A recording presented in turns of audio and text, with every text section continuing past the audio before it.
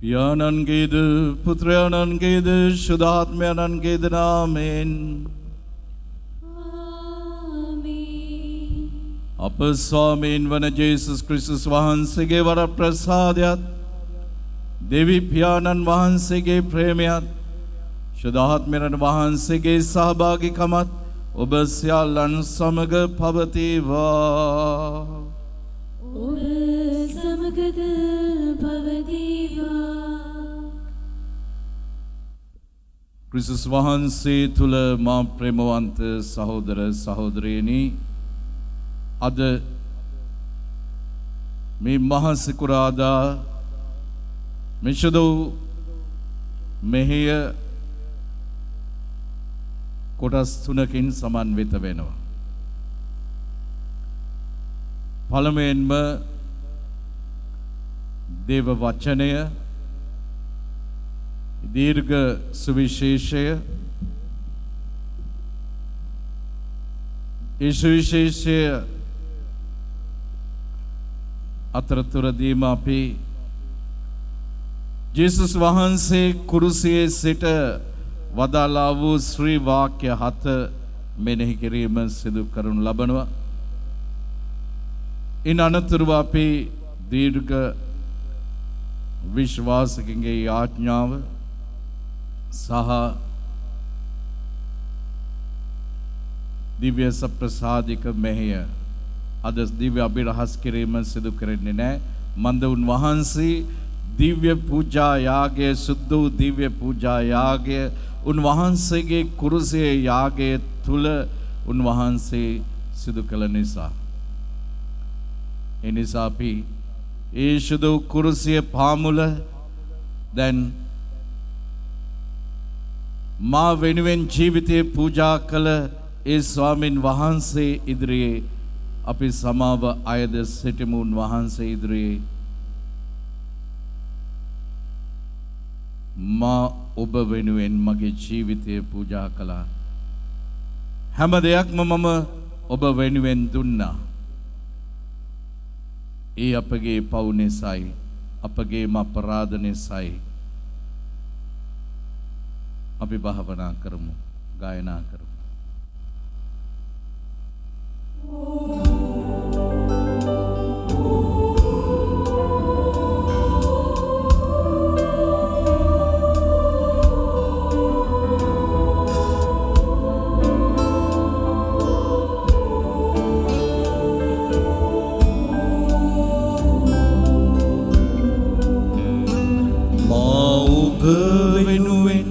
මගේ ජීවිතේ පුද දුන්නා, කුරුසියේ ඔබ වෙනුවෙන් මා දුක් වින්දා. ඒ ඔබට ආදරේ නිසා, මා ඔබට ආදරේ නිසා මගේ ජීවිතය කුරුසියේ පුද දුන්නා. මගේ ජීවිතය කුරුසියේ පුද දුන්නා.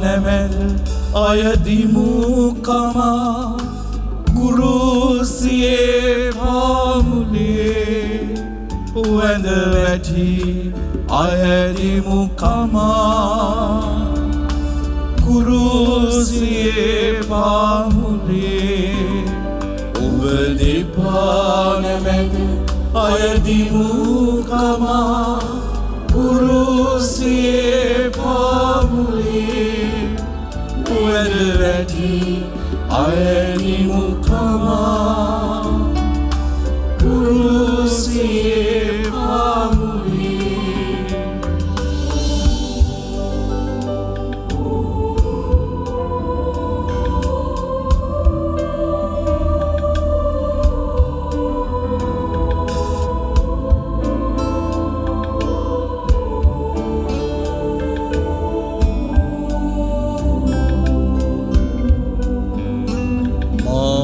ඔබ වෙනුවෙන් මගේ දැඩපා සිදුරුණා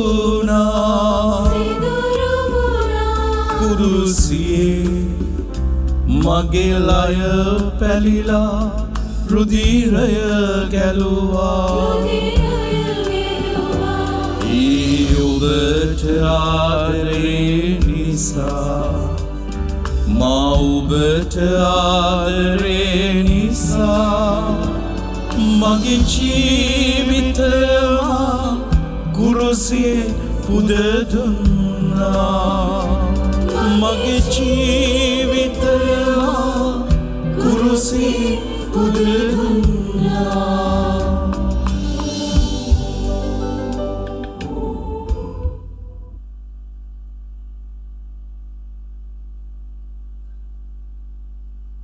සියලු බලති දෙවියන් වහන්සේ අපට කරුණා කර අපගේ පව් කමා කර සදා ජීවනයට අප පමුණුවන සේක්වා.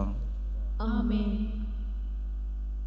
ස්වාමිනී කරුණා කළ මැනව ස්වාමිනී කරුණා කළ මැනව ක්‍රිස්තුනී කරුණා කළ මැනව ක්‍රිස්තුනී කරුණා කළ මැනව ස්වාමිනී කරුණා කළ මැනව ස්වාමිනී කරුණා කළ මැනව ස්වර්ගයේ දිව්‍යයන් වහන්සේට මහිමය වේවා. මෙලෙහුන් වහන්සේගේ දලතට සාමය වේවා. දේවී ස්වාමිනී ස්වර්ගයේ රජාණනි සියලු බල දෙවි පියාණනි අපි ඔබ වහන්සේට ප්‍රශංසා කරමු. ඔබ වහන්සේගේ ගුණ වර්ණනා කරමු. ඔබ වහන්සේට වන්දනා කරමු. ඔබ වහන්සේගේ මහිමය ප්‍රකාශ කරමු. ඔබ වහන්සේගේ මහත් මහිමය නිසා ඔබ වහන්සේට ස්තුති කරමු. ඒකජාත පුත්‍රව ස්වාමිනී ජේසු ක්‍රිස්තුනි දේවී ස්වාමිනී දේවාච පාලකයාණනි පියාණන්ගේ පුත්‍රයාණනි ලොවේ පවහරන ඔබ වහන්සේ අපට කරුණා කළ මැනව. ලොවේ පවහරන ඔබ වහන්සේ අපගේ අදුම් පිළිගත මැනව. පියාණන් වහන්සේගේ දකුණු පසේ වැඩ සිටින ඔබ වහන්සේ අපට කරුණා කළ මැනව. ශදාත්මයන් හා සමග දෙවි පියාණන්ගේ මහිමෙහි වැඩවසන්නා වූ ජේසු ක්‍රිස්තුනි එකම ශුද්ධෝත්තමයන් වහන්සේ ඔබ වහන්සේමය. එකම ස්වාමීන් වහන්සේ ඔබ වහන්සේමය. එකම පරමෝත්තමයන් වහන්සේ ඔබ වහන්සේමය. ආමේන්. අපි යාඥා කරමු. දෙවී ස්වාමිනී මුළු මිනිස් සංහතියටම උරුමව තිබූ පාපේ විපාකය වන මරණයේ බැම්මෙන් ඔබ වහන්සේ ඔබ පුත්‍රයාණන් හා අපගේ ස්වාමීන්ද වන ජේසු ක්‍රිස්තුස් වහන්සේගේ දුක්ඛ ප්‍රාප්තිය හා මරණය මගින් අප මුදාලු සේක්වේද. එම ශ්‍රී මරණය සැමරීම සඳහා රැස්ව සිටින අපේ මිනිස් බව මගින් ඔවුන් වහන්සේට සමවන්නාසේම ඔවුන් වහන්සේගේ වරප්‍රසාදයෙන් ලැබෙන පාරිශුද්ධය මගින් ඔවුන් වහන්සේගේ ස්වර්ගීය මහිමතාවය තුළ ඔවුන් වහන්සේට මුළුමෙන් අනුරූප වීමට සැලැස්ව මැනව. මෙකීදීම ස්වාමීන් වන ජේසුස් ක්‍රිස්තුස් වහන්සේ උදෙසාම අපට ලැබේවා.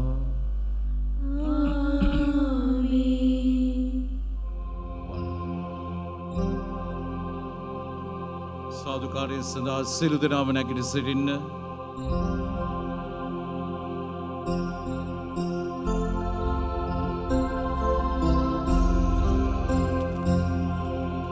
जय श्री वेवा प्रसुम वेवा समिदे ओब नित्य सर देवा.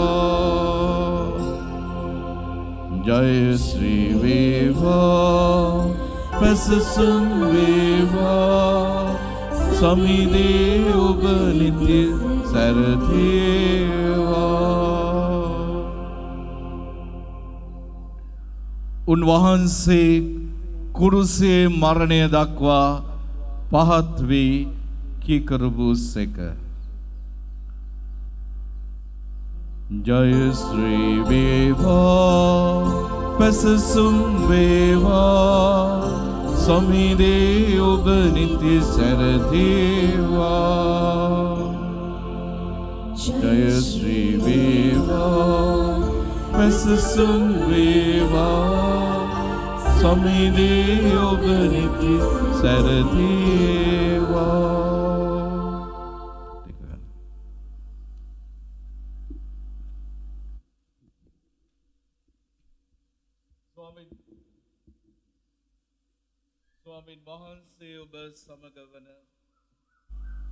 ස්වාමීන් වහන්සේ ඔබ සමග වන සේක්වා. ඔබ සමගද වන සේක්වා. තවද 12 දෙනෙක්ගෙන් ජේසුස් ක්‍රිස්තුස් වහන්සේගේ දුක ප්‍රාප්තිය මෙසේය. තවද 12 දෙනෙක්ගෙන් කෙනෙකු යුදාත් ඉස්කාරියොත් නායක පූජකයන් වෙත ගොස් මෙසේ ඇසුවේය.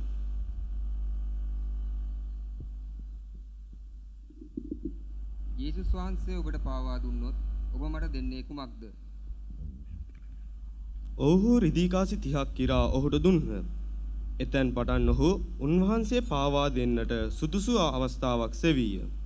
නොමුහුන් රොටි මංගල්‍යයේ පළමුවන දින ශ්‍රාවකයෝ ජේසුස් වහන්සේ වෙත පැමිණ මෙසේ ඇසුවෝය. පාස්කු භෝජනය වළඳන පිණිස අප විසින් කොතන පිළියෙල කරනවාට ඔබ කැමතිසේක්ද? ජේසුස් වහන්සේ ඔවුන්ට කතා කර ඔවුන්ට උත්තර දෙමින් මෙසේ වදාළසේක. ඔබ නගරයේ සිටින අසවල් මනුෂ්‍යයා වෙතට ගොස් මාගේ නියමිත මොහොත ලංව ඇත. මාගේ ශ්‍රාවකයන් සමග ඔබගේ නිවසේදී මම පාස්කු භෝජනය පවත්වන්නෙමි. ගුරු දෙවියන් වහන්සේ පවසන සේකයි ඔහුට කියන්න. ශ්‍රාවකයෝද ජේසුස් වහන්සේ ඔවුන්ට අනකල් ලෙස පාස්කු භෝජනය එහි පිළියෙල කළහ.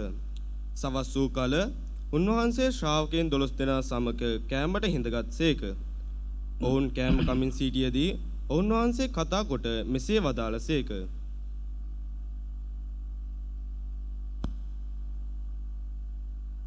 සබවින්ම මම ඔබට කියමි. ඔබගෙන් එක්කෙනෙක් මා පාවා දෙන්නේය. ඔහු අතිශයින් ශෝකව එකිනෙකා ස්වාමිනි ඒ මමද මබදැයි අසන්නට පටන් ගත්හ. උන්වහන්සේ උත්තර දෙමින් මෙසේ වදාළසේක. මා සමග එකම පාත්‍රය අතලන තැනැත්තේ මා පාවා දෙන්නේය. මනුෂ්‍ය පුත්‍රයාණන් ගැන ශුද්ධ ලියවිල්ලේ ලියා තිබෙන ලෙසට ඔහු නියමිත ගමන යන්නේය. එහෙත් මනුෂ්‍ය පුත්‍රයාණන් පාවා දෙන යම් මනුෂ්‍යෙක් වේද ඔහුට වන විපතක මහත. ඒ මිනිසා නූපන්නේ නම් වඩා හොඳයි. උන්වහන්සේ පාවා දෙන්නට සිටි ජුදාස්ද මෙසේ ඇසුවේය. ගුරු දේවේනි, ඒ මමද? උන්වහන්සේ පිළිතුරු දෙමින් මෙසේ වදාළසේක. ඔබම එසේ කියන්නේය. ඔවුන් භෝජනයේ අනුභව කරමින් සිටියේදී ජේසුස් වහන්සේ රොටිගෙන ආශිර්වාද කොට ඒ කඩා ශ්‍රාවකයන්ට දෙමින් මෙසේ වදාළසේක. මෙය රැගෙන අනුභව කරන්න මේ මාගේ ශරීරයයි. ඉන්පසු කුසලානත්ගෙන තුතිපුදා එය ඔවුන්ට දෙමින් මෙසේ වදාළසේක. සියල්ලෝම මෙයින්ගෙන පානය කරන්න, මෙය පව්කමාව පිණිස බොහෝ දෙනෙකු උදෙසා වගුරුවන ලබන මාගේ රුධිරයයි. ඒත් මම ඔබට කියමි, මාගේ පියාණන් වහන්සේගේ රාජ්‍යයේ මිදිරස පානය කරන දිනය දක්වා මෙතෙන් පටන් මිදිරස පානය නොකරන්නෙමි. තෙලෙහි ගී ගයමින් පසුව ඔවුහු ඔලිව් කන්දට පිටත්ව ගියෝය. එකල්හි ජේසුස් වහන්සේ ඔවුන්ට මෙසේ වදාළසේක. අද රෑ ඔබ සියල්ලෝම මා ගැන අධෛර්යයට පත්වන්නහුය. මග්නිසාදයත් මෙසේ ලියා තිබේ. ඉඳේ රාට මම පහර දෙන්නෙමි. එවිට රැළේ බැටළුවෝ විසිරුවනු ලබන්නෝය. එහෙත් මා උත්ථාන කරනු ලැබූ පසු ඔබට පෙරටුව ගලීලයට යන්නෙමි. පේදුරු උන්වහන්සේට කටා කොට මෙසේ කීවේය. ස්වාමිනී සියල්ලෝම ඔබ ගැන අධෛර්යයටපත් වූවත් මම නම් කවදාවත් ඔබ ගැන අධෛර්ය නොවෙමි. ජේසුස් වහන්සේ ඔහුට උත්තර දෙමින් මෙසේ වදාළසේක. ඇත්තෙන්ම මම ඔබට කියමි. අද රෑම කුකුලා හඬලන්නට පෙර ඔබ මා හඳුනන්නේ නැත කියා 3 වරක්ම කියන්නේය. එවිට පේදුරු මෙසේ කීය. ඔබ සමග මැරෙන්න මට සිදු වුවත් කවදාවත් මම ඔබ නාදුනමි නොකියමි. ගෝලයින් සියල්ලෝද එලෙසම කීහ. ඉන්පසු ජේසුස් වහන්සේ ඔවුන් සමග ගෙත්සෙමනි නැමැති ස්ථානයට වැඩම කළසේක. එෙහිදී උන්වහන්සේ ඔවුන්ට මෙසේ සැලකලහ. මා අතනට ගොස් යාඥා කරන අතර ඔබ මෙතන රැඳී සිටින්න. පේදුරුද සෙබදිගේ පුත්‍රයන් දෙදෙනාද කැඳවාගෙන ගොස් උන්වහන්සේ ශෝක වන්නටත් අතිශයින් සන්තාප වන්නටත් පටන් ගත්සේක. එවිට උන්වහන්සේ ඔවුන්ට කතා කොට මෙසේ වදාළසේක. මාගේ ආත්මය මා මැරෙන තරම් ශෝක බරිතය. ඔබ මෙහි නැවතී මා සමග අවදිව සිටින්න. ඉන්පසු උන්වහන්සේ මදක් ඉදිරියට ගොස් මුනින් තලා වැටි මෙසේ යාඥා කළසේක. අහෝ මාගේ පියාණනි, මේ කුසලානය මා කෙරෙන් ඉවත් විය හැකි නම් මෙසේ සිදු වේවා. එහෙත් මා කැමැති සැටියට නොව ඔබ කැමැති සැටියට සිද්ධ වේවා. උන්වහන්සේ ශ්‍රාවකයන් ළඟට පැමිණ ඔවුන් නිදා ඉන්නවා දැක පේදුරුට කතා කොට මෙසේ වදාළසේක. ඉදින් මා සමග පැවක්වත් අවදිව සිටින්නට ඔබට බැරි වුණා නොවේද? ඔබ පරීක්ෂාවට හසු නොවන පිණිස අවදිව සිට යාඥා කරන්න. සිත නම් කැමැතිය ගත නම් දුබලය.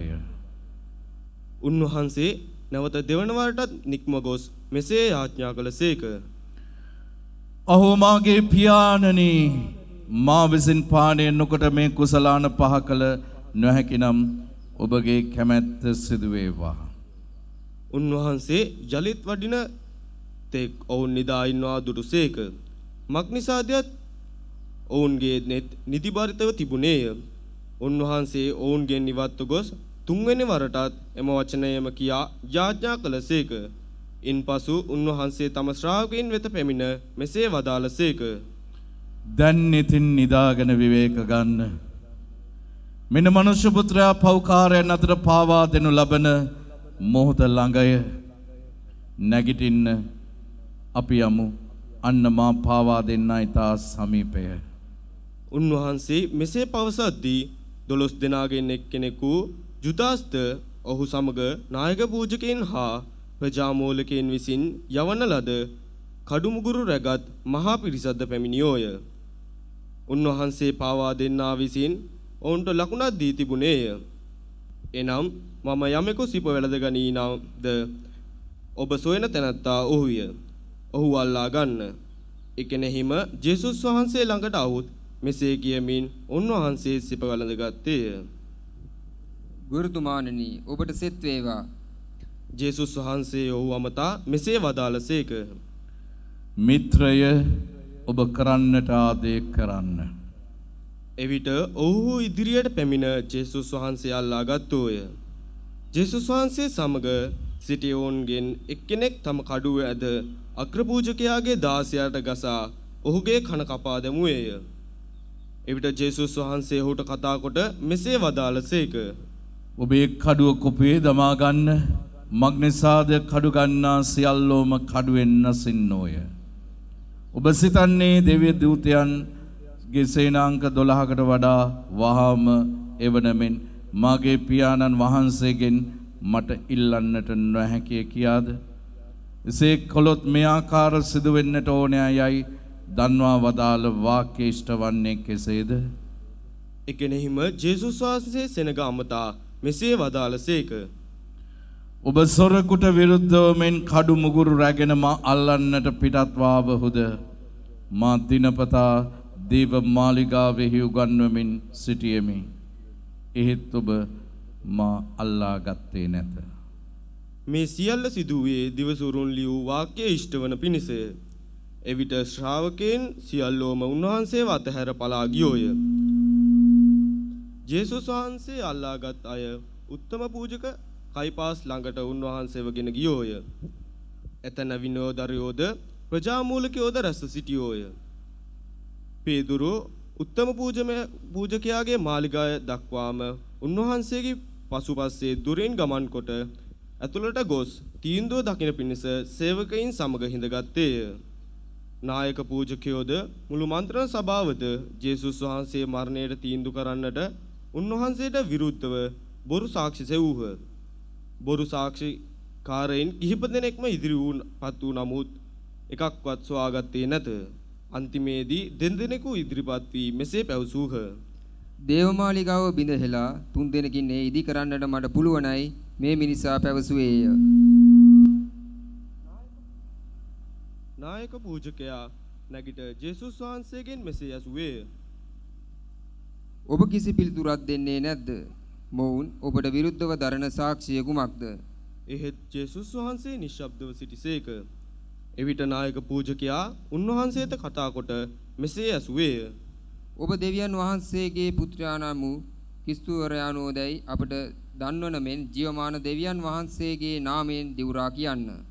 ජේසුස් වහන්සේ උත්තර දෙමින් මෙසේ වදාළසේක. ඔබ කියන දේ හරිය. ඔබට කියමි. මින්පසු මනුෂ්‍ය පුත්‍රයාණන් පරාක්‍රමයන්න් වහන්සේගේ දකුණු පසෙහි අසුන්නරා අහස් වලා පිට වඩිනවා ඔබ දකින්නහුය. එවිට නායක පූජකයා තම වස්ත්‍රය ඉරාගෙන මෙසේ පැවසීය. මොහු දේව අපහාස දෙඩුවේය. ශාසිකාරයන්ගෙන් අපට තවත් කම් කිමද? මොහුගේ දේව අපහාසය මේ දැන් ඔබට ඇසුනේය. ඉතින් ඔබගේ මතය කුමක්ද? ඔහු උත්තර දෙමින් මෙසේ පැවසූහ. මොහු මරණයට සුදුසු කෙනෙකි. එවිට ඔහු ජේසුස්ගේ මුහුණට කෙලගසා උන්වහන්සේට පහර දුන්නෝය. සමහරෙක් අතුල් පහර දෙමින් ක්‍රිස්තුනි ඔබට ගැසුවේ කවරෙක්දැයි දිවසින් බලා අපට කියන්නයි කීහ. පේදුරු මිදුලේ එලිමහනේ හිඳ උන්නේය. සේවිකාවක් ඔහු ළඟට ඇවිත් මෙසේ කීවාය. ඔබත් ගලිලයේ ජේසුස් නැමැත්තා සමග සිටියේය. එහෙත් පේදුරු ඔවුන් සියල්ලන් ඉදිරියේ මෙසේ පිළිතුරු දුන්නේය. මොන බොරුද? ඔය කතා මට තේරෙන්නේ නැත. ඔහු දොරටුව කරා යන විට තවත් තැනැත්තියක් එහි සිටින්නට නන්ට මෙසේ කීවාය. මොහු ජේසු නසරේනු සමග සිටියේය. පේදුරු නැවතත් මෙසේ දිවුරා කීවේය. මා ඒ මිනිසයා අඳුරන්නේවත් නැත. ස්වල්ප වේලාවකට පසු එතන සිටි අය පේදුරු ළඟට આવුත් මෙසේ කීහ. ඇත්තෙන්ම ඔබ ඔවුන්ගෙන් එක්කෙනෙකි. ඔබගේ කතා ලීලාවෙන් ඒ බව පෙනේ. එවිට පේදුරු දොස් තබා ගන්නටත් දිවුරන්නටත් පටන්ගෙන මෙසේ කීවේය. මම මේ මිනිසයා නාදුනමි. එසෙනෙයිම කුකුලා හැඬලීය. කුකුලා හඬලන්නට පෙර ඔබ මා හඳුනන්නේ නැත කියා තුන්වරක් පවසනවා ඇතැයි ජේසුස් වහන්සේ වදාළ බව පේදුරට සිහිවිය. ඔහු පිටත්ව ගොස් මහත් දුකින් ඉක්බිදිමින් හැඬුවේය. පහන් වූ විට සියලු නායක පූජකයෝද ප්‍රජාමූලිකයෝද ජේසුස් වහන්සේ මරණයට තීන්දුව කරන පිණිස උන්වහන්සේට විරුද්ධව කුමන්ත්‍රණය කළෝය. ඔව්හු උන්වහන්සේට විලංගුලාගෙන ගොස් පිලාතු නම් ආණ්ඩුකාරයාට බාර දුන්නෝය. එකල්හි උන්වහන්සේ පාවා දුන් ජුදාස් උන්වහන්සේ මරණයට තීන්දුව කරනු ලැබූ බව දැක පසුතැවිලි වී රිදී කාසිතිහ නායක පූජකවරුන් හා ප්‍රජාමූලිකයින් වෙත ගෙනවොත් මෙසේ කීවේය. නිර්දෝෂ රුධිරයේ පාවා දීමෙන් මම පව් කළෙමි. එයට ඔහු මෙසේ උත්තර දුන්නෝය. අපට මොකද? ඒ ගැන ඔබම බලා ගන්න. එවිට ඔහු ඒ රිදී කාසි ශුද්ධ ස්ථානයේ විසිකොට දමා නික්ම ගොස් එල්ලී මැරුණේය. නායක පූජකයෝ රිදී කාසි රැගෙන මෙසේ පැවසූහ. මේ ලේවල මිල බැවින් දේව මාලිගාවේ මුදල් කපඩාවට දැමිය යුතු නැත. ඉන්පසු ඔවුහු කතිකා කොට විදේශීන් වල්ලනු පිණිස කුබල් කෙත ඒ මුදලින් මිලයට ගත්හ. මේ පිට්ටනියට ලේකෙතයයි අද දක්වාම නම් කෙරෙයි. එවිට දිවසිවර ජෙරමියා විසින් කියන ලද වචන සම්පූර්ණ විය. එනම් ඊශ්‍රායෙල් පුත්‍රයන්ගෙන් සමහරුන් විසින් මිල ගන්වන ලද මිල කළ නොහැකි තැනැත්තාගේ වටිනාකම වැනි වූ රිදී 30 ඔවුන් රැගෙන ස්වාමින් වහන්සේ මට නියම කළ පරිදි කුඹල් බිමට දුන්නෝ යයි යනුයි. ජේසුස් වහන්සේ ආණ්ඩුකාරයා ඉදිරියෙහි පෙනී සිටියේහ. ඔහු උන්වහන්සේ අමතා මෙසේ ඇසුවේය. ඔබ ජුදෙව්වරුන්ගේ රජුරුවෝද? ජේසුස් වහන්සේ ඔහුට උත්තර දෙමින් මෙසේ වදාළහ. ඔබ කියන දේ හරිද? හරිය. තවද මම ඔබට කියමි. මින්පසු මනුෂ්‍ය පුත්‍රයාණන් බල පරාක්‍රමයෙන් වහන්සේගේ දකුණු පසෙහි අසුන්නරා අහස් වලාපිට වඩිනවා ඔබ දකින්නහුය.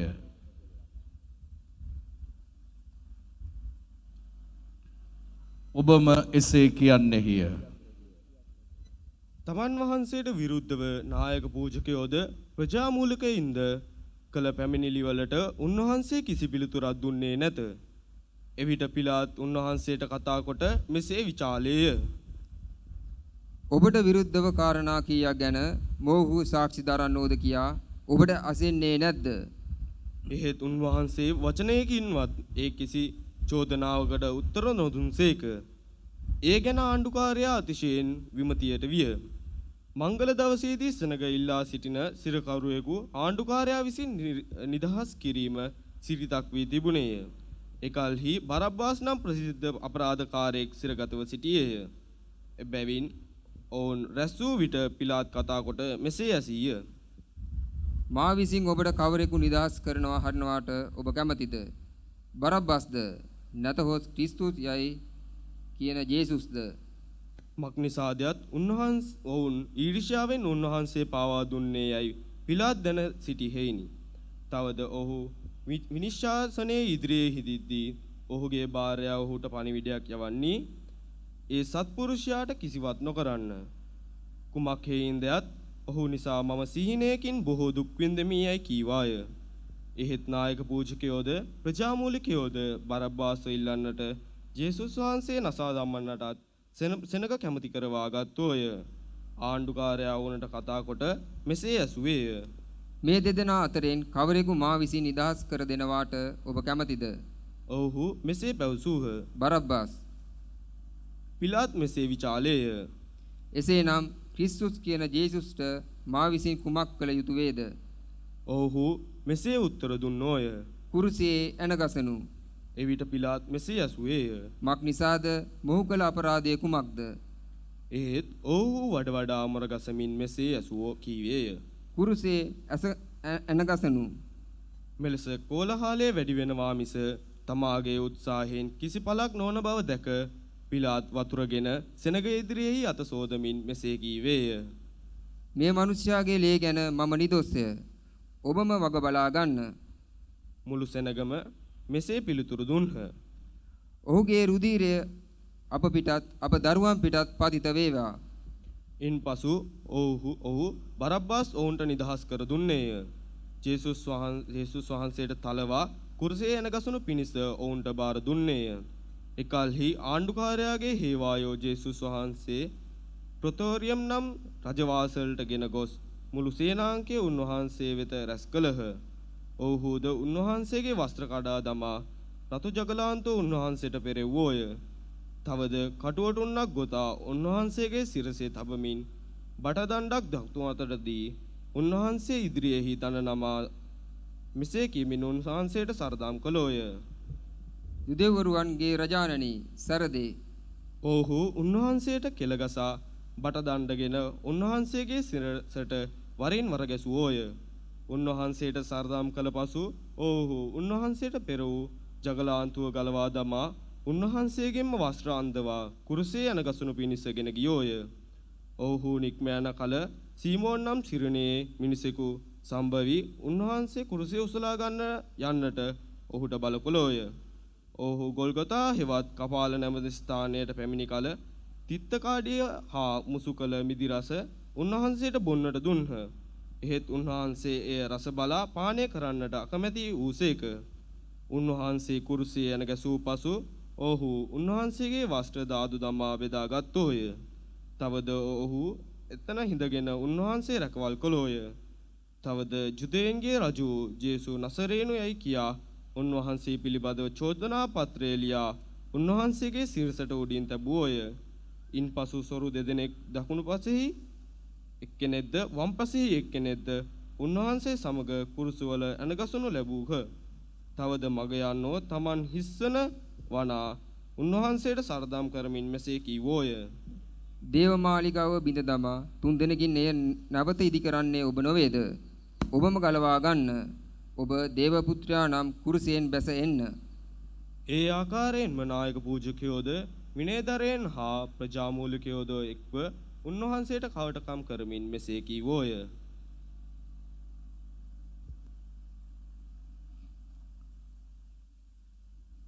ප්‍රමෝන්ත සහෝදර සහෝදරනි අපි මෙතෙන් සිට ශ්‍රී වාක්‍ය 7 මෙනෙහි කිරීම සිදු කරනු ලබනවා.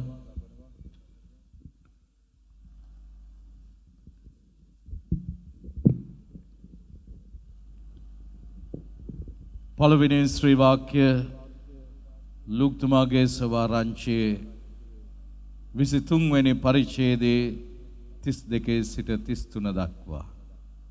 මරණ දඬුවමට වරදකරුවන් වූ තවත් දෙදෙනෙක්ද උන්වහන්සේ සමග ගෙනියනු ලදහ. ඔව්හු කපාලපිටිය ස්ථානයට පැමිණිය. එහිදී උන්වහන්සේ කුරුසියේ ඇන ගැසූහ. වරදකරුවන්ගෙන් එක්කෙනෙක් උන්වහන්සේගේ දකුණු පසද අනෙක් තැනැත්තා වම් පසද කුරුසවල ඇන ගැසූහ. යේසුස් වහන්සේ කතා කොට පියාණනි ඔවුන්ට කමාවුව මැනව ඔවුන් කරන දේ ඔවුන් නොදනිති. සුළු මොහොතක් වාඩි වන්න. ක්‍රිස්තුස් වහන්සේ තුල මා ප්‍රේමවන්ත සහෝදර සහෝදරියනි, පළවෙනි ශ්‍රී වාක්‍ය පියාණනි ඔවුන් කරන දෙය නොදැන කරන නිසා ඔවුන්ට සමාවුව මැනව.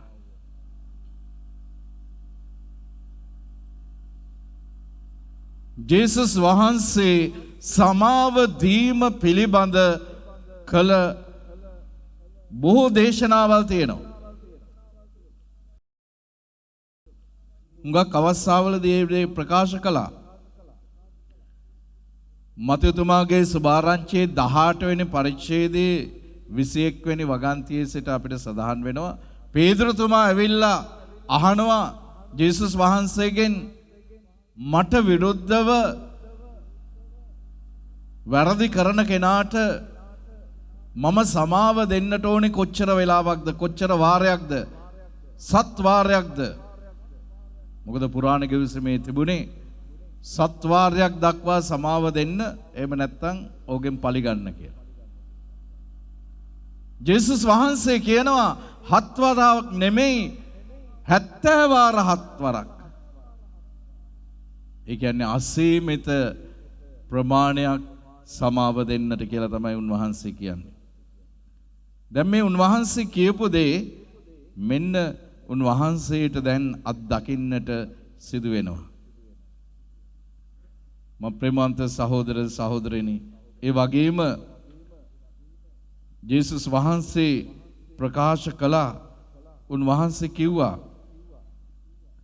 ඔබ පඳුරක් පුදන්නට පූජාසනයේ වෙතට යනකොට එහිදී ඔබට ඔබ කායක හරි අමනාපෙන් ඉන්නවයි කියලා ඔබට සිහියට එනවා නම් පඳුර පූජාසනයේ තියලා ගිහිල්ලා සමාව අරගෙන ඇවිල්ලා ඒ පඳුර පුදන්නට කියලා.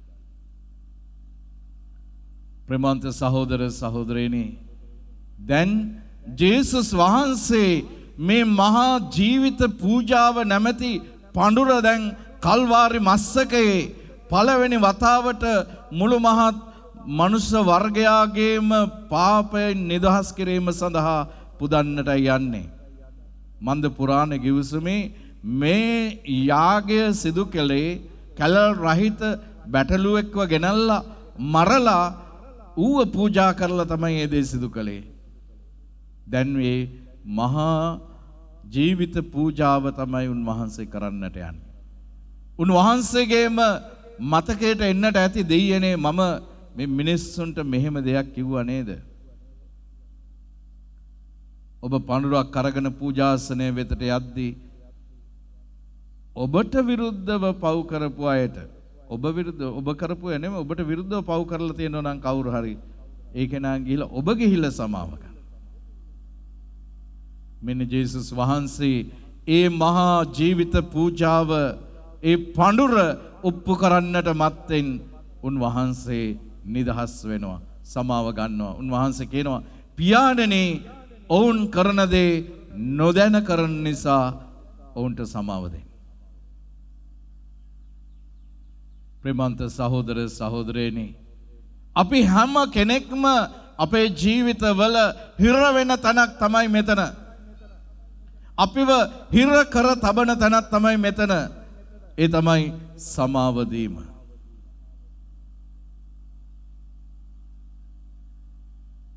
මට මුණ ගැහිලා තියෙනවා. බිරිඳට සමාව දෙන්නට බැරි අවුරුදු ගණන් තිස්සේ වෛරයෙන් ඉන්න ස්වාමි පුරුෂයන්. ස්වාමි පුරුෂයාට සමාව දෙන්නට බැරි අවුරුදු ගණන් තිස්සේ ඉන්න බිරින්දෑවරු. දුවට පුතාට සමාව දෙන්නට බැරි අය, අම්මට තාත්තට සමාව දෙන්නට බැරි අය. එක බඩවැල්ල කඩාගෙන මේ ලෝකයට ආපු තමුන්ගේම සහෝදරයාට සහෝදරියට සමාව දෙන්නට බැරි අය. මේ අය පිච්චි පිච්චි තමයි ජීවත් වෙන්නේ. මම ප්‍රේමන්ත සහෝදර සහෝදරිනි, ජේසුස් වහන්සේ අපිට උගන්වපු මේ ධර්මය අපිව පුදුමාකාර නිදහසක් අත්දකින ධර්මයක්. මනෝවිද්‍යාවේ තියෙනවා මනෝ චිකිත්සක ප්‍රතිකාර ක්‍රමයක්. ඒ ප්‍රතිකාර ක්‍රමය හඳුන්වන්නේ මෙමරි හීලින් කියලා. මතකය සුවපත් කිරීම.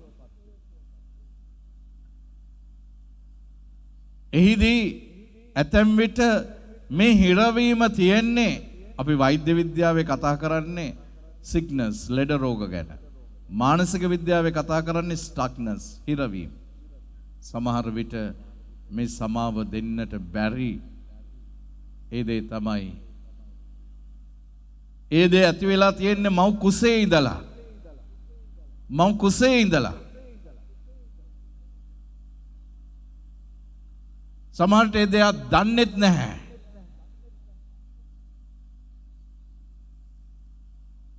එක දවසක් සිකුරාදා දවසක අම්මෙකුයි දුවෙකුයි පැමිණියා. ඒ අම්මා කතා කරලා කියනවා, ෆාදර්, මගේ දුව මට පුදුම විදිහට වෛර කරන්නේ. පුදුම විදිහට වෛර කරන්නේ. මං එයාට කොච්චර ආදරය කරන්නට ගියත්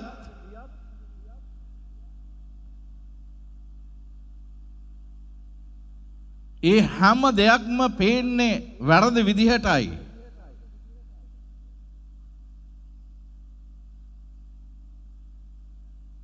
පස්සේ මං දුවත් එක්කත් වෙනමම අරගෙන කතා කළා. ඒ දුව කියනවා, මම මගේ අම්මටයි තාත්තටයි ගොඩක් ආදරෙයි. මට තේරෙන්නෙත් නැහැ, මට හිතෙන්නෙත් නැහැ. නමුත් මම කොච්චර ආදරේ තිබුණත් ඒක මට පෙන්වන්නට හිතෙන්නේ නැහැ. පස්සේ නැවත වතාවක් මම කුරුසේ තියලා යාඥා කළා.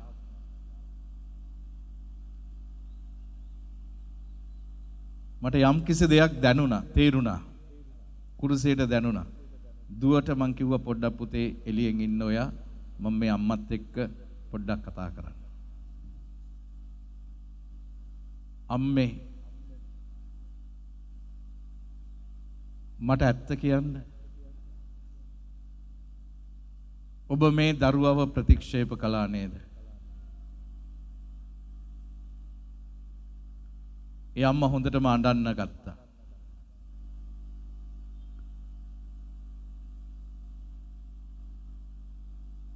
හොඳටම අඬන්න ගත්තා.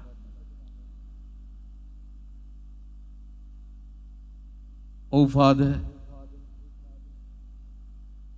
මම මේ දරුවව ප්‍රතික්ෂේප කළේ මගේ කුසේ ඉද්දිමයි.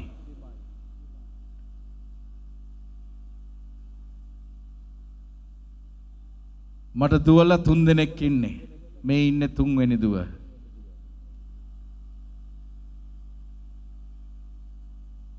මම පුතෙකුට ආසාවෙන් හිටියේ. මේ තුන්වෙනි දුර කුසට ඇවිල්ලා දවසින් දවස සතියෙන් සතිය මාසෙන් මාසය වැඩෙද්දී ඊට පස්සේ ස්කෑන් පරීක්ෂණයක් කළා. ඒ ස්කෑන් පරීක්ෂණයෙන් දැනගන්නට ලැබුණා නැවතත් මගේ කුසේ ඉන්නේ දුවෙක් කියලා. ඒ දැනගත්ත මොහොතේ ඉඳලා ෆාදර් මම මේ දරුවව ප්‍රතික්ෂේප කළා. මං දෙවියන්ට දොස් කිව්වා ඇයි දෙයියනේ මට පුතෙක් දෙන්නේ නැත්තේ පුතෙක් දුන්නේ නැත්තේ. මේ දරුවා ඉපදෙච්ච දවසේ ඉඳලා මේ අම්මට මේ දුව පිළිගන්නට අමාරු වුණා. ඇය බාහිරින් මේ දරුවාට ආදරය කළා.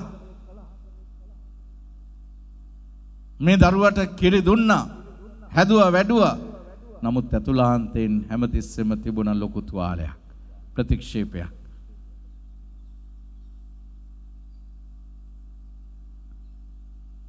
ඒ දේ තමයි මේ දරුවට බලපාලා තිබුණේ. මං කිව්වා අම්මේ මම මෙහෙම කියන එක හරිද දන්නේ නැහැ. ඔයයි මේ දුවයි අතර තියෙන මේ බිඳීම, මේ විරසක වීම නැති කරන්නට තියෙන එකම දේ තමයි දැන් මේ දුව ලොකුයි, අවුරුදු 17ක් 18ක් වෙනවා. ඒ දුවවත් ඔබ නිදහස් කරන්නට ඕනේ, ඔබත් නිදහස් වෙන්නට ඕනේ. පුළුවන් නම් මේ දුවගෙන් සමාව ගන්න. දුවේ මම ඔබව මව් කුසේදී ඉද්දිම ප්‍රතික්ෂේප කළා. මට සමාව වෙන්න. නමුත් මං ඔයාව කවදාවත් ප්‍රතික්ෂේප කරන්නේ නැහැ කියලා.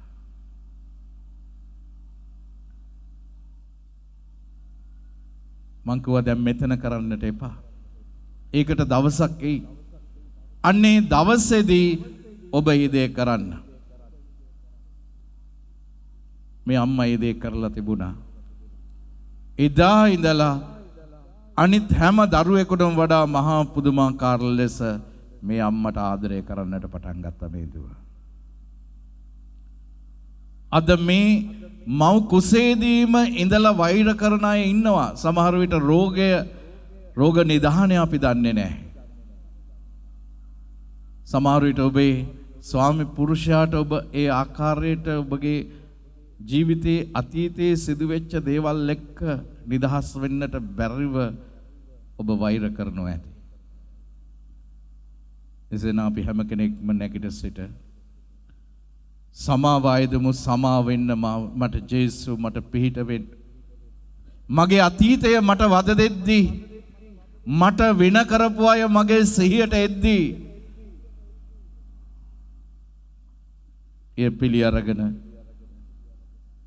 ඒ වෛරයෙන් මාව නිදහස් කර දෙන්න. ඒ තුවාල වලින් මාව නිදහස් කර දෙන්න. අපි ජේසුගේ කුරුසයටම බාර කරමු.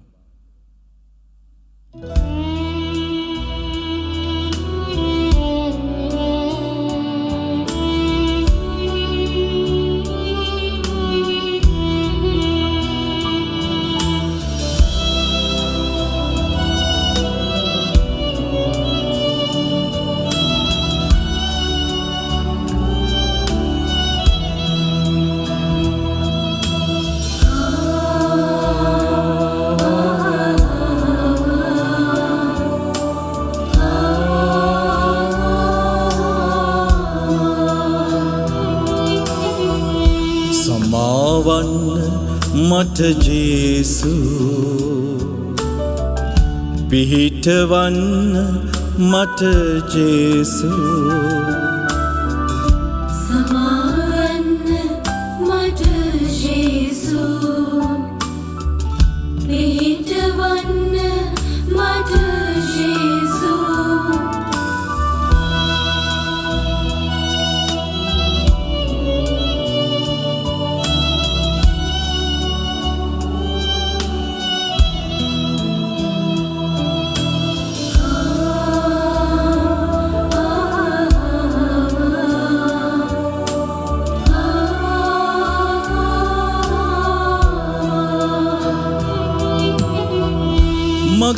අතීතය මට වද දෙනවා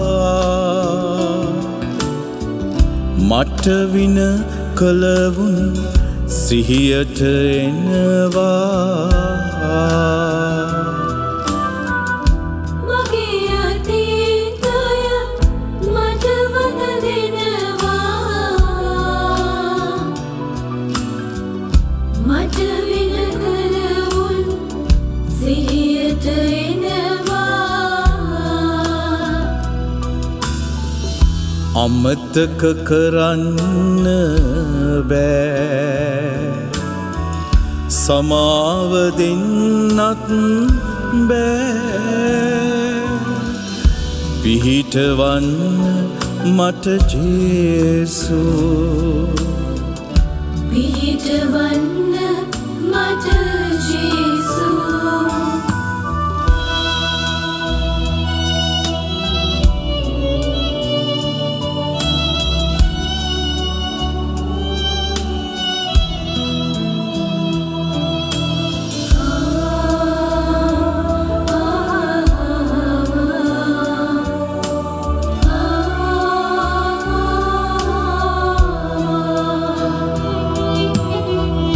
කුරුස ගසේ සිට දයාව පෙන්වා සමාව දුන් හැටි අදහා ගන්නත් බෑ කුරුස ගසේ සිට දයාව පෙන්වා සමාව දුන් හැටි අදහා ගන්නත් බෑ ඔබ හිස් වූ විලසේ මා හිස් කරනු මැනේ සහාය වන්න මට ජේසු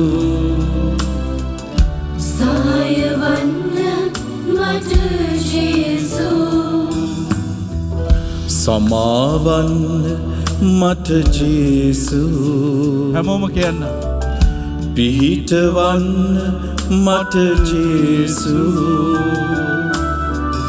සමාවන්න මට ජේසු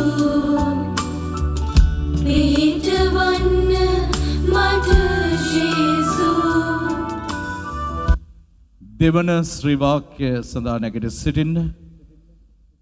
ලූක්තුමාගේ සුභාරංචියේ 23 වෙනි පරිච්ඡේදයේ 39 සිට 43 දක්වා.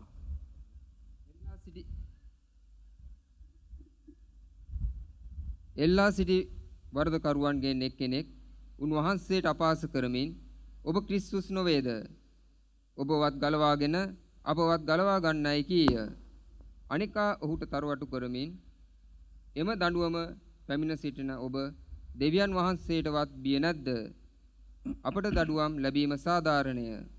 අපට මේ ලැබෙන්නේ අපේ ක්‍රියාවලට සුදුසු විපාක හැටියටයි. එහෙත් මේ තැනැත්තා කිසිම වරදක් කර නැතයි උත්තර දුන්නේය. තවද ඔහු ජේසුස් වහන්සේ ඔබ රාජසීයෙන් වඩිනා කල මා සීකර මැනවයි කීය. උන්වහන්සේද කතා කරමින් ඇත්තින්ම මම ඔබට කියමි. ඔබ මා සමග අදම පාරාදීසයෙහි සිටින්නේය. වඩිවන්.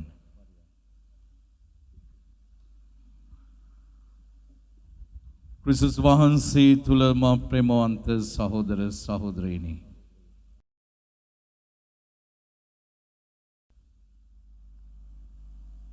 මනුස්සයෙකුගේ ජීවිතයේ ඉරණම විසඳන තැන කොතනද කියලා අපි කිසි කෙනෙකුට කියන්නට බෑ. දෙවියන් වහන්සේට පුළුවන් ඕනෑම පව්කරුවෙක්ව සුද්ධවන්තයෙක් කරන්නත් පුළුවන්. ඒ වගේම දේව අනට පිටුපා ගිහිල්ලා දේව අන ප්‍රතික්ෂේප කරන කෙනෙක්ව මා ප්‍රේමාන්ත සහෝදර සහෝදරයනි ඒ ශුද්ධවන්ත භාවයෙන් ඈත් වෙලා අවසානයේ පෞකාරයෙක් බවටත් පත් වෙන්නට පුළුවන්.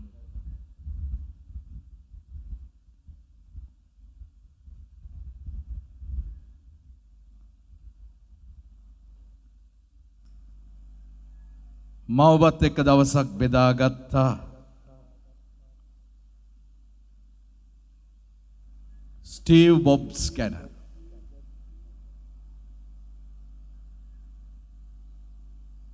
මේ sannivedana ජාලයේ මහා පුදුමාකාර පෙරලියක් කම්පියුටර් තාක්ෂණයේ මහා විශාල පෙරලියක් ඇති කරපු මිනිසෙක්. ස්ටීව් බොබ්ස් Apple සමාගමේ හිමිකරු. ඩොලර් කෝටි මිලියන ගණනක් ඔහු සන්තක ලෝකයේ හිටපු ධනවත්ම මිනිසෙක්. නමුත් ඔහුගේ මරණ මංචකයේදී ඔහු මුළු මහත් ලෝකයා ඉදිරියේම ලොකු පාපුච්චාරණයක් කරනවා. ලොකු පාපුච්චාරණයක් කරනවා. දැන් ඔහු මේ මරණ මංචකයේ ඉන්නේ, මරණය දැක දැක ඉන්නේ. තව ස්වල්ප මොහොතකින් ඔහුගේ ජීවිතය ඔහුට අහිමි වෙනවා. ඔහු මහා පාපුච්චාරණයක් කරනවා. ඔහු මොකද්ද කියන්නේ? 2011 වසරේදී තමයි ඔහු මිය ගියේ. ඔක්තෝබර් මාසේ 6 වෙනිදා. ඔහු මේ සටහන තබනවා. ඒ 2015 වසරේදී අන්තර්ජාලය ඔස්සේ පුදුමාකාර ලෙස ශීඝ්‍රයෙන් ව්‍යාප්තියට පත් වුණා. ඔහු සටහනක් තැබුවා. ඒ සටහනේ මෙන්න මෙහෙම සනිටුහන් වෙලා තිබුණා. මම ව්‍යාපාර ලෝකේ ජයග්‍රහණේ මුදුනේ හිණිපෙත්තටම පැමිණි අයෙක්මි. බොහෝ අය දකින පරිදි මගේ ජීවිතය ජයග්‍රහණය පිළිබඳව වූ සංකේතයකි. එහෙත් වැඩ කිරීමෙන් ලද සතුටට අමතරව මා ජීවිතේ ලද සතුටක් ඇතනම් ඒ ඊතා ස්වල්ප වශයෙනි. මා මේ ජීවිතෙන් ලබාගත් එකම සතුට නම් ධනවත් වීම පමණකි. මේ මොහොතේ ගිලන් ඇඳේ වැතිරී ඉඳමින් මම මගේ මුළු ජීවිතය ගැනම මෙනෙහි කරමි. ළඟ ළඟම එන මරණය හමුවේ මා මෙතෙක් ආඩම්බරයෙන් දරා උන් ධනවත් බවෙහිත් කීර්තියෙහිත් දීප්තිමත් බව දැන් කෙමෙන් දිය වී යන අයුරු මට පෙනේ. අද මගේ පනනල රැඳී තිබෙන්නේ මගේ සිරුරට සවි කර ඇති මේ යන්ත්‍රවල පිහිටෙනි. ඒ යන්ත්‍රවල මුණුමුණුවෙන් ඒවායේ කොළ පැහැ එලිත් අඳුරේ දකින මට මරණයේ දේවතාවන්ගේ හුස්ම හඬ කෙමෙන් ලං වෙන්නක් මෙන් දැනේ. ජීවත් වෙන්නට තරම් ප්‍රමාණවත් තරම් මුදල් උපයාගත් විට ධනවත්කම හා බැඳීමක් නැත ජීවිතය හා බැඳීමක් ඇති අනෙකුත් කාරණා ඉටු කර ගන්නට කටයුතු කළ යුතු බව දැන් මට දැනේ. ඒවා ධනවත්කම තරමටම ජීවිතයට වැදගත්ය. අපේ සමීපතමයන් හා ඇති බැඳීම, කලාව, ළමාවියේදී අප මැවූ සිහින මේවා ධනවත්කමට වඩා ජීවිතයට වැදගත්. මේ සියල්ල අතහැර ධනය පසුපසම හබා යෑමෙන් වනුයේ මා වැනි පැටලුම් සහගත මිනිසෙකු නිර්මාණය වීමය. දෙවියන් අපට සිතන්නට ශක්තිය දුන්නේ අන් අයගේ සිත්හි ඇති ආදරය කරුණාව දකින්නට මිස ධනය විසින් මැවූ මායාවේ දීප්තිය පමණක් දකින්නට නොවේ. මා විසින් උපයාගත් සීමාන්තික ධනයෙන් කිසිවක් අද මට ගෙනියන්නට නොහැකිය. මට ගෙනියන්නට හැක්කේ මගේ සිතෙහි රැඳුණු ආදරය පිළිබඳ මතකයන් පමණකි. අපට උපයාගත හැකි සැබෑම ධනවත්කම ඒවාය. ජීවිතයට ආලෝකයක් ශක්තියක් ලබා දෙන්නේ ධනවත්කම මගින් පමණකි. ඒ ධනවත්කම මගින් පමණකි. ජීවිතයේදීත් මරණයේදීත් අපහා රැඳී සිටින්නේ ඒ මතකයන්ගෙන් සැදුම් ලත් ධනය පමණකි. ආදරයට සැතපුම් දහස් ගණන් දුර යා හැකිය. ජීවිතයට සීමා මායින් නැත. ඒ නිසා ජීවිතය තුළ සැරිසරන්නට ඔබට හැකිතරම් ඉහළ ඉලක්කයකට ගමන් කරන්න.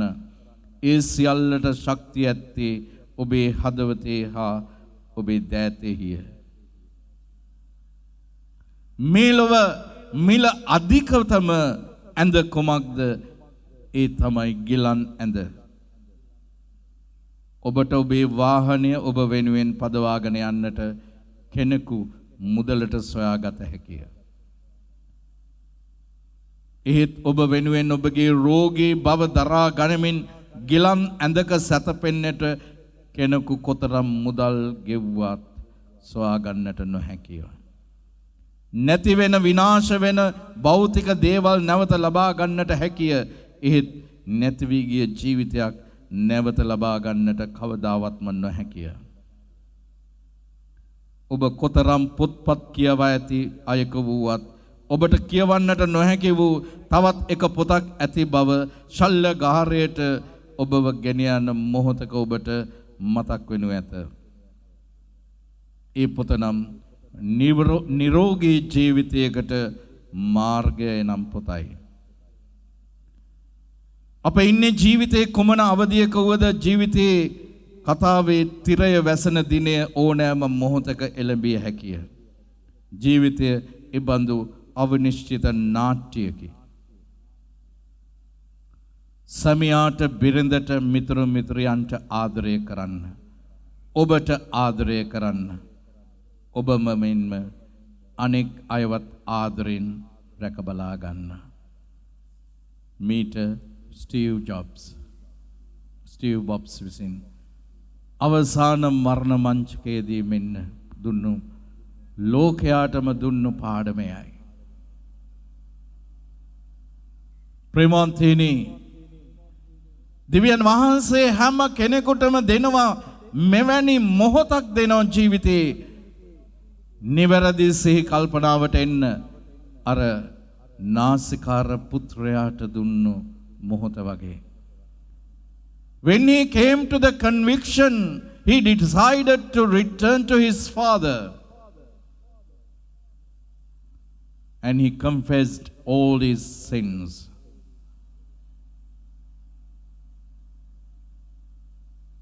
In spite of all his sicknesses, the father embraced him, kissed him, and accepted as his own son again.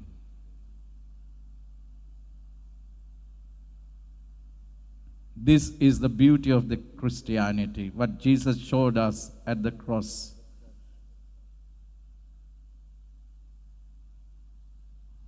මේ පෞකාරයට ජීවිතයේ අහපු ලස්සනම වගන්තිය එක තමයි ඔහු. බලන්න මොනතරම් චමත්කාරද කියලා. ජේසුස් වහන්සේත් එක්ක කොච්චර අය හිටියද, මොනතරම් ධර්මිෂ්ඨ අය හිටියද. උන්වහන්සේගේ ගෝලයෝ හිටියා. උන්වහන්සේ සියල්ල අතහැරලා දාලා උන්වහන්සේ පසුපස්සේ ගිය අය හිටියා. මේ හැම කෙනෙක්ම ඉඳලා මම ප්‍රේමවන්ත සහෝදර සහෝදරියනි, ජේසුස් වහන්සේ කියනවා අදම ඔබ මාත් එක්ක පාරාදීසයේ ඉන්නවයි කියලා. මෙන්න මේ වාග්යම තමයි මම ඔබත් එක්ක බෙදාගත්ත මහා පෞකාර ජීවිතයකට නතු වෙලා හිටපු ජෝන් නිව්ටන් අත්දැක්කේ. Amazing Grace කියන ගීතිකාව ලියපු ඔහු මහා පෞකාර ජීවිතයක් ගත කළේ. සුරූපී කාන්තාව අරගෙන ගිහිල්ලා විකුණුවා ගණිකා වෘත්තියට. නැව යනකොට ලොකු කුණාටුවකට අහු වෙලා විනාශ වෙද්දී ඔහු පළවෙනි වතාවට නැවේ ඩෙක් එක මතට ගිහිල්ලා මෙන්න දන ගහලා දෙවියන් වහන්සේට යාඥා කරනවා. God, I know you do not know me. I do not know you. I have never prayed to you. I know you will never answer my prayer. I'm a miserable creature, sinner. If you listen to my prayer and answer my prayer, I'm going to dedicate my whole life to you. ඔබ වහන්සේ මගේ මේ යදුමට අහුම්කන් දීලා මේ විනාශයෙන් අපිව බේරනවා නම් I'm going to sacrifice my best composition to you. ඔව් සංගීතඥයෙක් අන්නේ රාත්‍රියේ තමයි Amazing Grace කියන ගීතිකාව ඔහු ලිව්වේ. Amazing grace, how sweet the sound that saved a wretch like me. I was once lost, but now I'm found.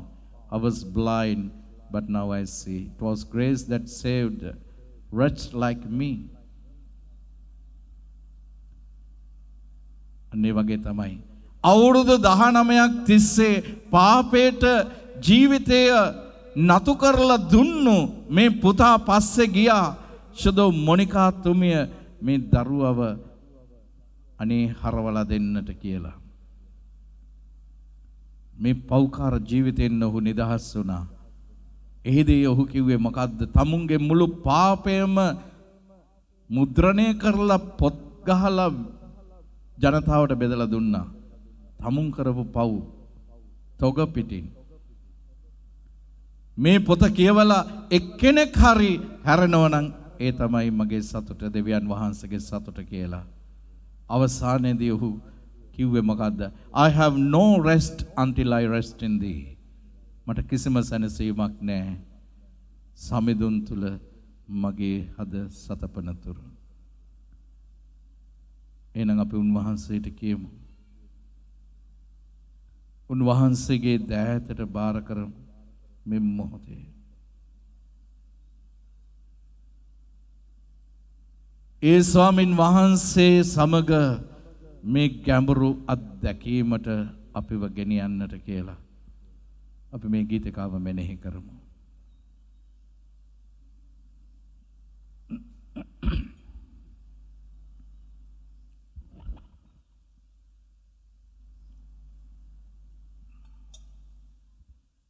ඊළඟ එක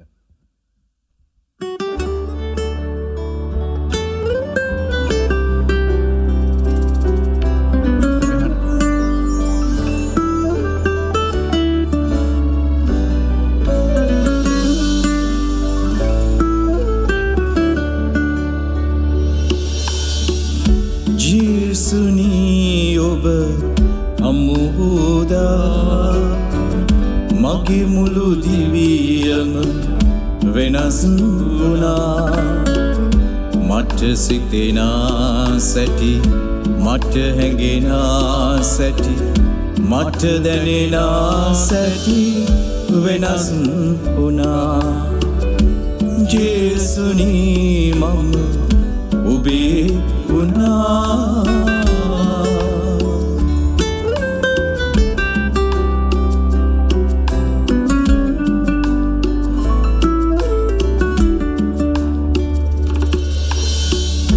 අඳුරු මාවතේ මා ගිය දවසේ ඔබ මග නෑ මට පෙනුනේ. පවිතු මාවතේ මා ගිය දවසේ ඔබේ හඬ නෑ මට ඇසුනේ. ඔබේ ආදරේ උණුසුම මට දැනුණා.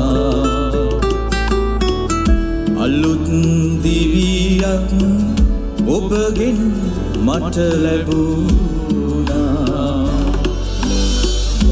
ඔබේ ආදරේ උණුසුම මට දැනුණා. අලුත් දිවියක් ඔබගෙන් මට ලැබුණා.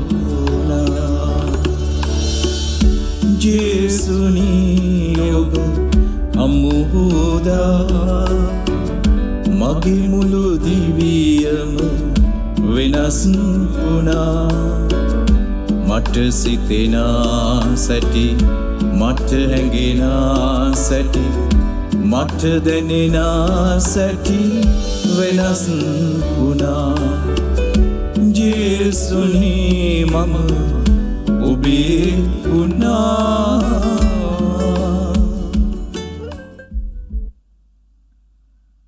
අපි සියලු දෙනාම තුන්වන ශ්‍රී වාක්‍ය සඳහා නැගිට සිටිමු. ජෝන්තුමාගේ සුභාරංචි 19:25 සිට 27 දක්වා. යේසුස් වහන්සේගේ මෑණියෝද මෑණියන්ගේ සහෝදරිය වූ ක්ලියෝපාස්ගේ භාර්යාව වූ මරියද මග්දලායේ මරියද උන්වහන්සේගේ කුරුසිය ළඟ සිටියෝය. එකල යේසුස් වහන්සේ සිය මෑණියෝද තම ප්‍රේම කළ ශ්‍රාවකයාද ළඟ සිටිනු දැක ස්ත්‍රිය මෙන්න ඔබේ පුත්‍රයා සිය මෑණියන් හට වදාළසේක. ඉන්පසු උන්වහන්සේම ශ්‍රාවකයාට කතා කොට මෙන්න ඔබේ මෑණියෝ වදාළසේක. ඒ මොහොතේ සිට ඒ ශ්‍රාවකයා තම නිවසට ඇය පිළිගත්තේය. වාඩිවන්න. ක්‍රිස්තුස් වහන්සේ තුල මා ප්‍රේමවන්ත සහෝදර සහෝදරිනි.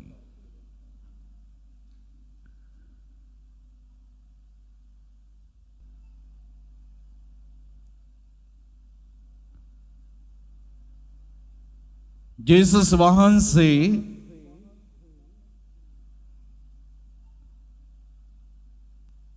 ලොකු බාරදූර වගකීමක් බාර දෙනවා.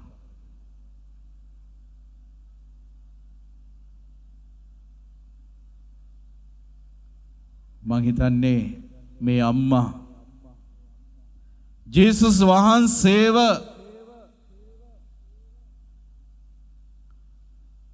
අරගෙන යනකොට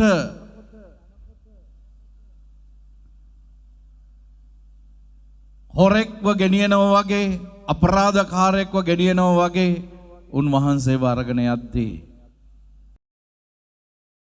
මුළු රැයක් මුළුල්ලේ උන්වහන්සේව තියාගෙන ගල් කණුවේ ගැට ගහලා වද වේදනා දෙද්දී කස පහරවල් දෙද්දී මේ අම්මට ඒ වේදනාව දැනෙන්නට ඇති.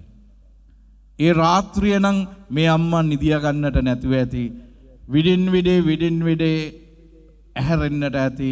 මේ දරුවට මේ පුතාට වදින හැම කස පහරක් ගානෙම මන්ද සැබෑම ආදරය කරන අම්මා කෙනෙකුට දරුවෙක්ගේ වේදනාව දැනෙනවා හැඟෙනවා. ඊට පස්සේ ගෝලියෝ ටික ගිහිල්ලා කියන්නට ඇති අන්න පුතාව කුරුසිය කරට දීලා කස පහර දීලා මෙන්න අරගෙන යනවායි කියලා. මේ අම්මා දුවගෙන ඉන්නට ඇති. ඇවිල්ලා දකින්නවා මේ පුතා බර වූ කුරුසියත් අරගෙන මේ ගමන යනවා. ඒ අම්මා කියන්නට ඇති පුතේ කමක් නැහැ පුතේ. ඔය කුරුසිය අරගෙන යන්න.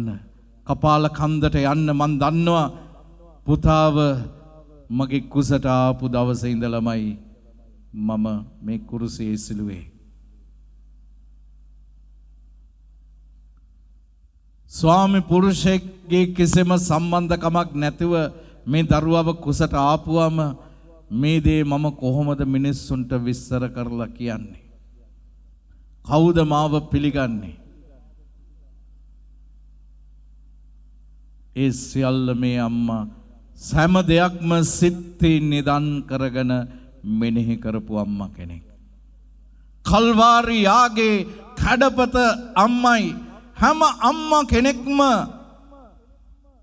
මොන තරම් දුක්ඛන්දරාවක් සිත් තුළ රඳවා ගන්නවද? හිර කර ගන්නවද?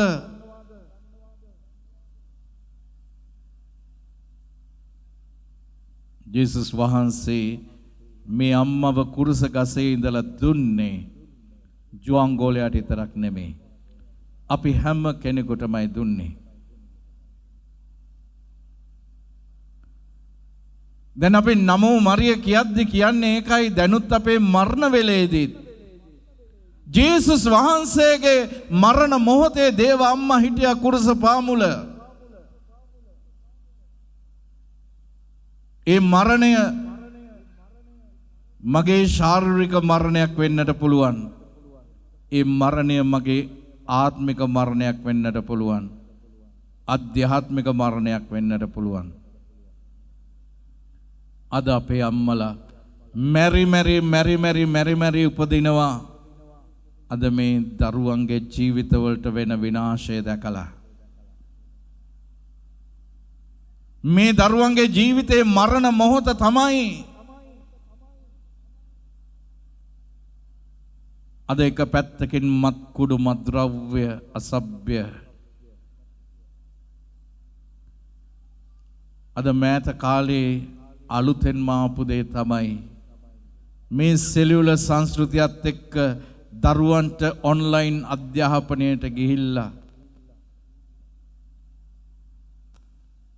මේ අස්සේ ඉන්නවා යක්ෂයා මාංශය ලෝකය තුන්දෙනාම ඉන්නවා.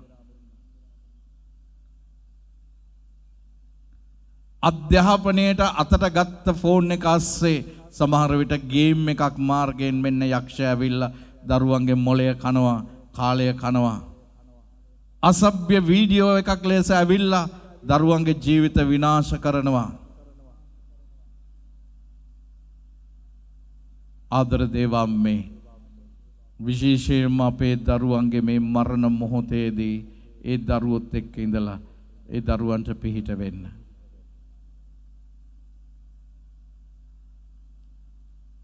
මේ කුරුස පාමුල වික්‍රමාන්විත ලෙස මේ අම්මා හිටියා සියල්ල සිත්ති නිදන් කරගෙන මේ පුතාට ලොකු ශක්තියක් වුණා. අද අපි හැම අම්මා කෙනෙක් මේ වගේ තමයි.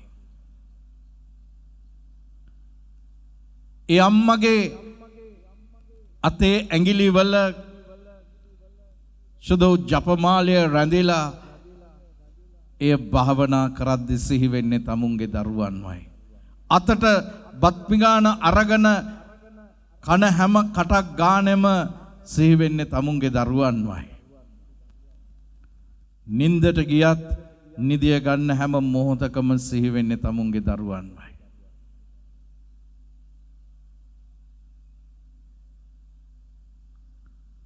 එසේනම් ජේසුස් වහන්සේ දුන්නේ ඒ අම්මව. ඒ අම්මා තමයි කල්වාරියාගේ කැඩපත අම්මා. හැම අම්මා කෙනෙක්ගේම ආදර්ශය දේව අම්මයි. එහෙනම් අපි හැම කෙනෙක්ම නැගිටලා ඊටමත් භක්තියෙන් යුක්තව නමෝ මරිය තුනක් කියමු අපි. නමෝ මරියනි ප්‍රියප්‍රසාද පූර්ණවන්තියනි ස්වාමින් වහන්සේ ඔබ කෙරෙහිය. ස්ත්‍රීන් අතරින් ආශිර්වාද ලද්දේ වහන්සේ. ඔබගේ ශ්‍රී කුසෙහි පළවන් ජේසුස් ආශිර්වාද ලද්දාහුමි. සාන්ත මරියනි දේව මෑණියනි පාපීව පුදේසා දනුත් අපේ මරණ වේලේදී යාඥා කළමෙනව. ආමේන්. නමෝ මරියනි ප්‍රියප්‍රසාද පූර්ණවන්තියනි ස්වාමින් වහන්සේ ඔබ කෙරෙහිය. ස්ත්‍රීන් අතරින් ආශිර්වාද ලද්දේ වහන්සේ. ඔබගේ ශ්‍රී කුසෙහි පළවන් ජේසුස් ආශිර්වාද ලද්දාහුමි. සාන්ත මරියනි දේව මෑණියනි පාපීව පුදේසා දනුත් අපේ මරණ වේලේදී යාඥා කළමෙනව. ආමේන්. නමෝ මරියනි ප්‍රියප්‍රසාද පූර්ණවන්තියනි ස්වාමින් වහන්සේ ඔබ කෙරෙහිය. ස්ත්‍රීන් අතරින් ආශිර්වාද ලද්දේ ඔබ වහන්සේය. ඔබගේ ශ්‍රී කුසෙහි පළවන් ජේසුස් ආශිර්වාද ලද්දාහුමි. සාන්ත මරියනි දේව මෑණියනි පාපීව පුදේසා දනුත් අපේ මරණ වේලේදී යාඥා කළමෙනව. ආමේන්. කල්වාරියාගේ කැඩපත වූ අම්මා හැම අම්මා කෙනෙකුටම ශක්තිය ඉල්ලලා කුරුස පාමුල අත්දැකීම සුළ සිටින හැම අම්මා කෙනෙක් වෙනුවෙන්ම අපි මෙනෙහි කරමු.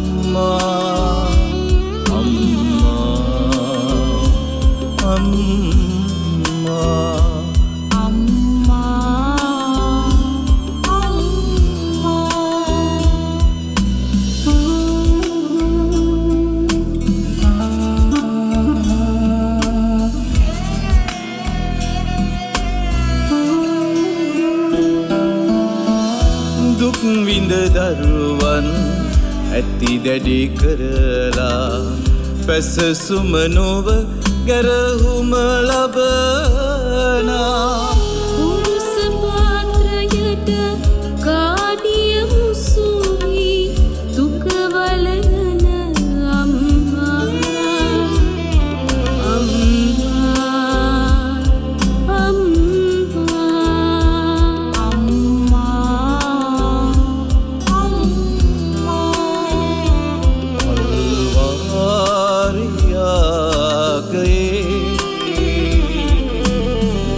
හැඩපතරු අම්මා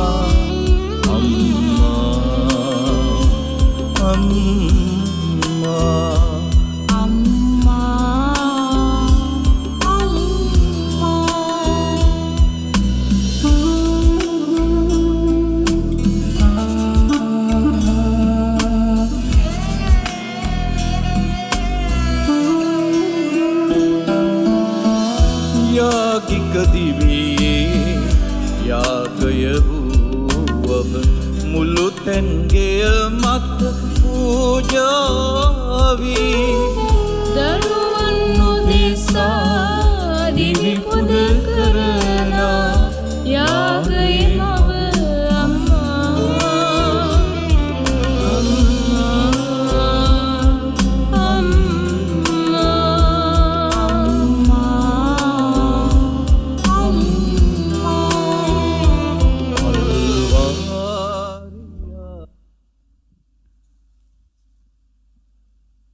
සියලු දෙනාම හතරවෙනි ශ්‍රී වාක්‍යය සඳහා නැගිට සිටින්න.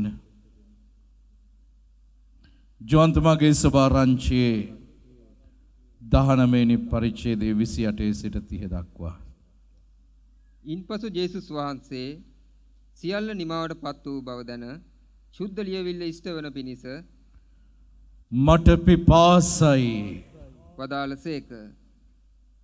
පරිවන්න. ප්‍රේමන්ත සහෝදර සහෝදරීනි,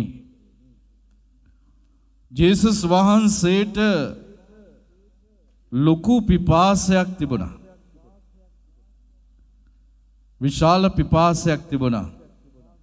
ඒ පිපාසය තමයි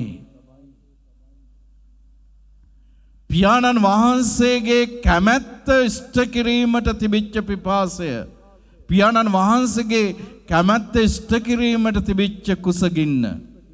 උන්වහන්සේ නිසා තමයි කිව්වේ මාගේ ආහාරය තමයි පියාණන් වහන්සේගේ කැමැත්ත ඉෂ්ට කිරීම. උන්වහන්සේට තිබිච්ච පිපාසය උන්වහන්සේව පෝෂණය කරගන්නට තිබිච්ච පිපාසයක් නෙමෙයි. උන්වහන්සේව මහිමයට පත් කරගන්නට තිබිච්ච පිපාසයක් නෙමෙයි. පියාණන් වහන්සේව මහිමයට පත් කරගන්නට තිබිච්ච පිපාසයයි. දෙවියන් වහන්සේගේ කැමැත්ත කරන්නට තිබිච්ච පිපාසයයි.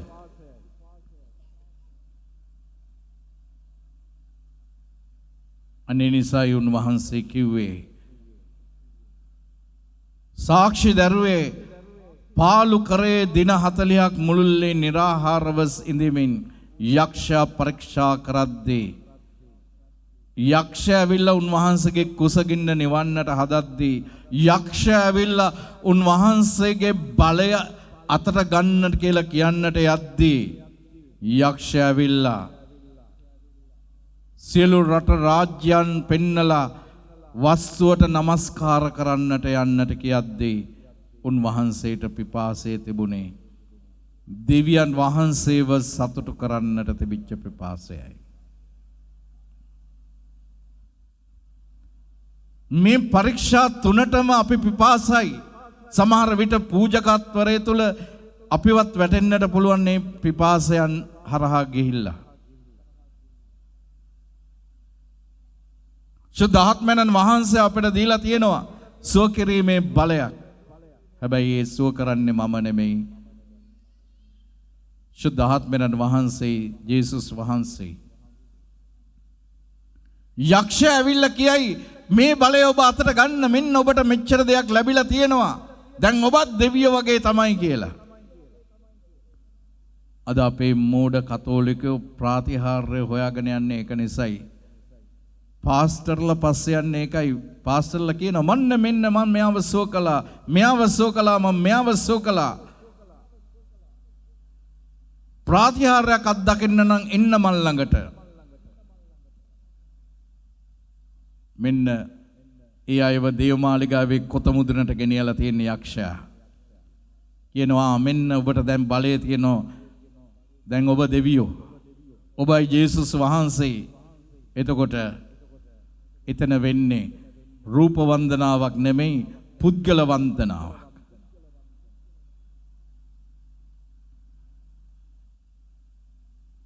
මම අවුරුදු දැන් 20 ගාණක් මේ සුව මෙහෙය කරනවා සුව දානේ කටයුතු වල යෙදিলা සිටිනවා. තවවෙන්තර මම නම් එක්කෙනෙක්වත් සුව කරලා නැහැ. සුව වෙලා තියෙනවා නම් ඒ හැම කෙනෙක්වම සුව කරලා තියෙන්නේ ජේසුස් වහන්සේ, පියාණන් වහන්සේ, සුද්ධාත්මයන් වහන්සේ. මම උන්වහන්සේ ඉදිරියේ ආයුධයක් පමණයි, උපකරණයක් පමණයි. මට ලොකු විශ්වාසයක් තියෙනවා. ඒ විශ්වාසය උන්වහන්සේ උපයෝගී කරගෙන තියෙනවා. මෙන්න ඒ ජනතාවට සුවසෙත දෙන්නට, ඒ උන්වහන්සේගේ සුවය ගෙනියන්නට. අද මිනිස්සු විනාශ වෙන්නේ සල්ලි වලට පිපාස වෙලා, ධනයට පිපාස වෙලා, බලයට පිපාස වෙලා, කාමයට රාගයට පිපාස වෙලයි පෞල් ජීවිතත් විනාශ කරගන්නේ. එහෙනම් අපි පිපාස වෙමු උන්වහන්සේගේ වචනයට. අපි පිපාස වෙමු උන්වහන්සේගේ දහමට. අපිට යසායා දිවස් ප්‍රසාදිතුමාගේ පොතේ අපිට කියනවා මේ ආකාරයට. යසායා 55:1-2 කියනවා පිපාසා ඇති සියල්ලෙනි ඇලදොල වෙත පැමිණෙන්න. මුදල් නැති තැනැත්තෙනි එන්න අරගන්න වළඳන්න. එන්න මදියුෂ කිරි ගන්න. නොමිලේම ලබා ගන්න. කෑමක් නොවන දේට මුදල් ගෙවන්නේ කුමටද? තෘප්තිය නොදෙන දේට වෙහෙසවන්නේ කුමටද? මාහට සවන් දී මා කී දේ කර හොඳම ආහාර වළඳා පෝෂණය වී ප්‍රීතිවන්න. මට සවන් දී මා වෙත එන්න අවුත් ජීවනය ලබා ගන්න. මා ප්‍රේමන්ත සහෝදර සහෝදරයනි, එසේනම් මුව දෙන දිය වෙතට යනවා වගේම තමයි මගේ සිතත් උන්වහන්සේව හොයාගෙන එනවා. උන්වහන්සේ කෙරෙහි පිපාසයෙන් අපි මෙනෙහි කරමු.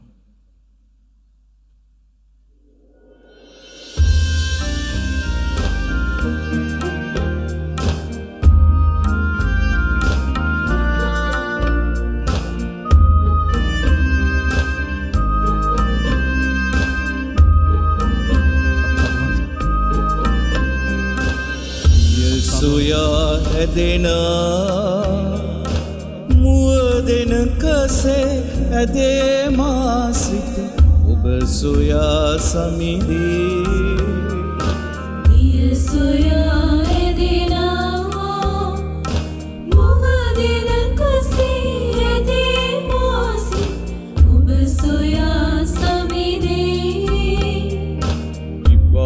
පිපාසයි මා පිපාසයි ඔබේ වදනට පිපාසයි පිපාසයි මා පිපාසයි ඔබේ දහමට පිපාසයි පිපාසයි මා පිපාසයි ඔබේ වදනට පිපාසයි පිපාසයි මා පිපාසයි ඔබේ දහමට පිපාසයි ජීවදායක වූ ශක්තිදායක වූ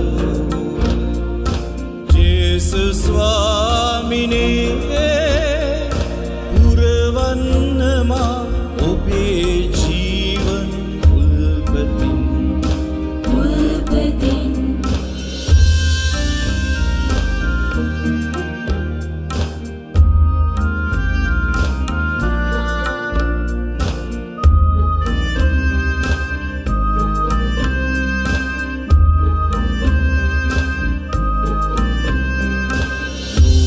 ලෝකයාමා පිපස නිවනට නොසන්සිඳෙන දහසකුත් දෑ ලෝකයාමා පිපස නිවනට නොසන්සිඳෙන දවසකුත් නෑ. මගේ දැහැනට යොමු කරයි මගේ දැහැනට යොමු කරයි. මුලාවන්නට ඉඩක් දෙන්නට එපා මට සමීදේ ජීවනී උල්දිය පසෙකදා ජීවනයේ උල්දිය පසෙක දාලා. ජීවදායක වූ ශක්තිදායක වූ ජේසු ස්වාමිනේ පුරවන්න මා ඔබේ ජීවන උල්පතින් උල්පතින්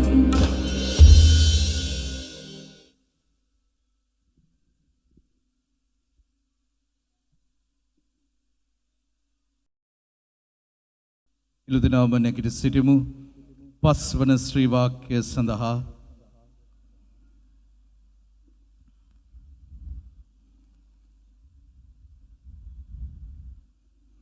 මාක්තුමාගේ සුභාරංචි 15:34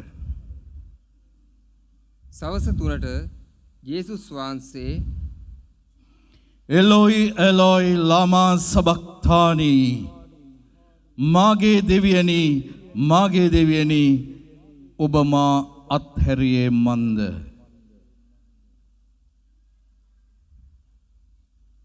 වාඩිවන්න ප්‍රේමවන්ත සහෝදර සහෝදරියනි ජේසුස් වහන්සේ මහා තනිකමක් පාළුවක් අත්දැකපු මොහොතක් අපි හැම කෙනෙක්ම ජීවිතයේ කිසියම් මොහොතක කිසියම් අවස්ථාවක උන්වහන්සේගේ මේ කුරුසගත වීමේ මහා පාළුව තනිකම අත්දැකලා ඇති.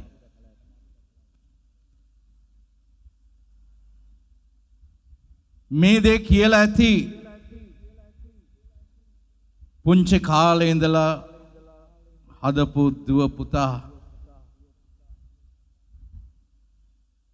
ලොකු මහත් කරලා අධ්‍යාපනය දීලා ලොකු තැන්වලට යවලා අවසානයේ ඒ මවව දැන් කරදරයක් පුතාව කරදරයක් ඒ අය තීරණය කරනවා අපි දැන් අම්මව මහලු නිවාසයකට දාමු තාත්තව මහලු නිවාසයකට දාමු. එහෙම දාලා යනකොට මේ අම්මට මේ තාත්තට කෑ ගහලා කියන්නට හිතනවා ඇති පියාණනි ඔබ මා අතහැරියේ මන්ද.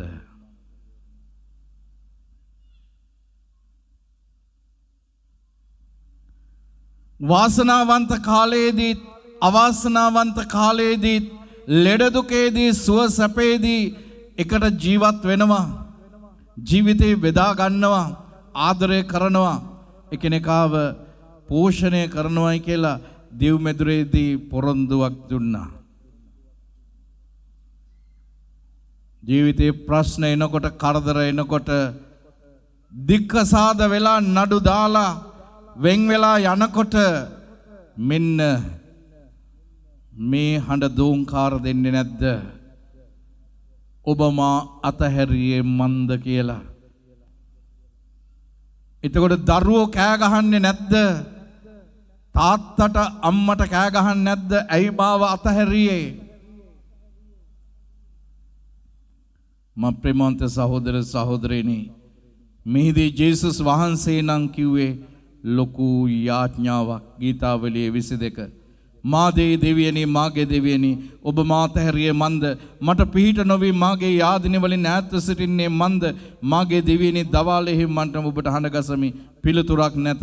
රාත්‍රියේදී ඔබට හඬ ගසමි, ස්පාසුවක් නැස. මම මිනිසෙක් නොව නර පණුවෙක්, මිනිසුන් අතර නීචයෙකි. ඔහු මෙමා හිලා දකිති. සියල්ලෝ මා දෙස බලා කවටකම් කරති. දතනියවා හිස වනවනම් මෙසේ කියති. ඔහු සමිඳුන්ට බාරවෙනි, එතුමන් ඔහු ගලවා නොගන්නේ මන්ද? ඔහු සමිඳුන්ට ප්‍රියමනාප වෙනි, එතුමන් ඔහු මුදා නොගන්නේ මන්ද?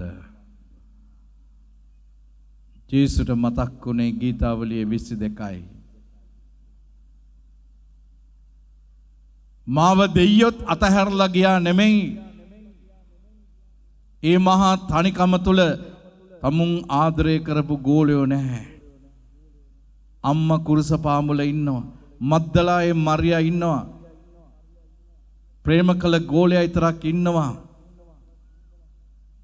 නමුත් උන්වහන්සේ මහා යාඥාවක් දෙවියන් වහන්සේට ඔප්පු කළේ. එසේනම් මම ප්‍රේමවන්ත සහෝදර සහෝදරිනි, මේ ශ්‍රී වාක්‍යය තුළින් උන්වහන්සේ අපිට කියන්නේ මොකද්ද? මගේ ජීවිතේ මට දරා ගන්නට බැරි වේදනාවක් එද්දී කෑ ගහලා කියන්න දෙවියන්ට, අනිත් අයට ශාප කරන්නට එපා, අනිත් අයට හෙන ඉල්ලන්නට එපා, අනිත් අයට වින කරන්නට එපා. කෑ ගහන්න, දෙවියන්ට කෑ ගහන්න. ගීතාවලියේ 22 කියලා දෙවියන්ට කෑ ගහන්න. මන්ද අන්න ඒ විට උන්වහන්සේ එයි අපේ පිළිසරණයට. උන්වහන්සේ එයි අපේ රැකවරණයට. කල්වාරි කඳු පාමුලේ ඒ ඉන්න අම්මා මේ පුතාට මොනතරම් යාඥා කරන්නට ඇද්ද? මොනතරම් දුක් සුසුම්ලා සිටින්නට ඇද්ද? අපි මදක් මෙනෙහි කරමු.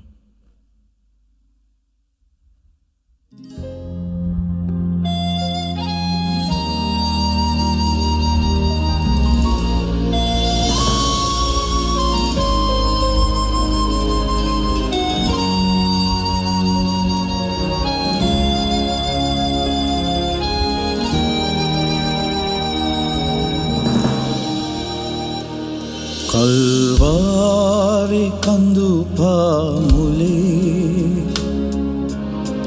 වැඳ වැටි අයදිමු මෙසේ ඔබ ශ්‍රීලෙන් ජේසුනි සුව කරන්න මා සුව කරන්න මා සුව කරන්න මා සුව කරන්න මා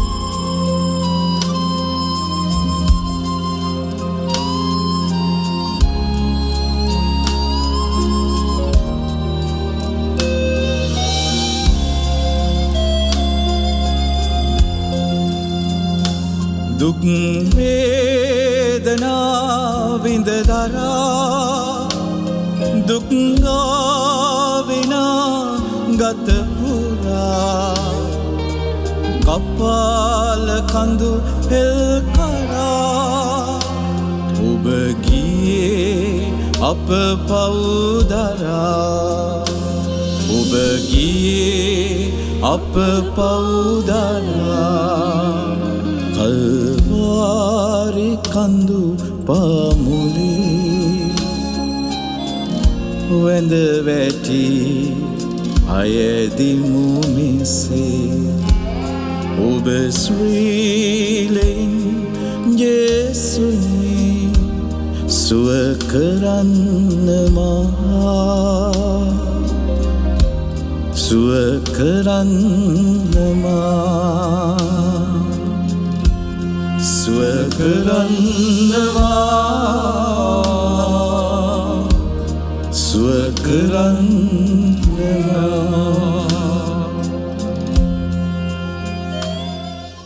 අපි සියලු දෙනාම නැගිට සිටිමු. 6 වෙනි සහ 7 වෙනි ශ්‍රී වාක්‍යයන් සඳහා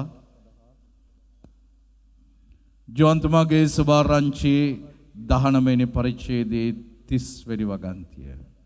එහි විනාකිරි පිරු භාජනයක් තිබිනි. එබැවින් ඔහු විනාකිරි පොවන ලද මුවදු අත්තක් කීසොප් දණ්ඩක ගසා උන්වහන්සේගේ මුඛයට ලං කළහ. ජේසුස් වහන්සේ විනාකිරි පිළිගත් පසු සියල්ල නිමා විය. වදාරා හිස නමා සුවකීය ප්‍රාණය බාර දුන්සේක. පියාණනි පියාණනි ඔබගේ හස්තවලට මාගේ ප්‍රාණය බාර කරමි. සියලු දෙනාම දනගසන්න.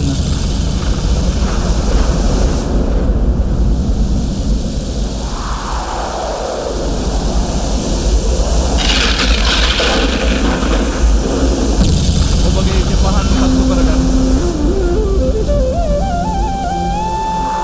ඔබේ අතේ තිබෙන ඉති පහන් පත්තු කරගන්න. එතුමන් නිස්සලුවේ අපේ දුකය දරාගත්තේ අපේ පීඩාය එතුමන් තුවාල ලැබුවේ අපේ අපරාධ නිසාය පොඩි කරනු ලැබුවේ අපේ පව් නිසාය එතුමන් ලත් දඬුවමින් අපට සමාදානය ලැබී ඇත එතුමන් ලැබූ පහරවලින් අපට සුවය ලැබී ඇත සමාවන්න ජේසුස් ඔබට විරුද්ධව ඔබට පමණක් විරුද්ධව අපට ඔප කළා ඔබගේ ඇස් හමුවේ අපි නපුර කළා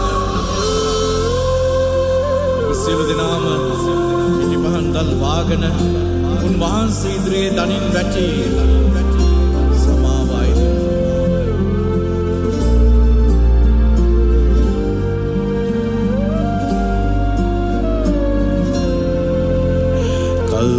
කල්වාරි කුරුසියෙන් ගැලූ රුධිරයයි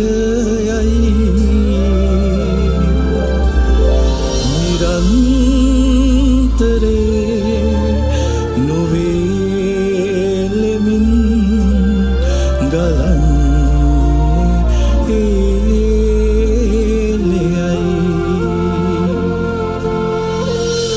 කල්වාරි කන්ද පාමුල උන්වහන්සේගේ දේහෙන් කඩා හැදුනා වූ ඒ අමිල ශ්‍රී රුධිරය අපේ ගතේ අපේ සිතේ සෑම තුවාලයක්ම සුවපත් කරමින් අපෝ බලගත කරන්නා වූ ශුද්ධ ස්වාමිනී ඔබ වහන්සේගේම අමිල ශ්‍රී රුධිරයෙන් අපෝ දෝණය කොට අපව සුවපත් කළ මැනව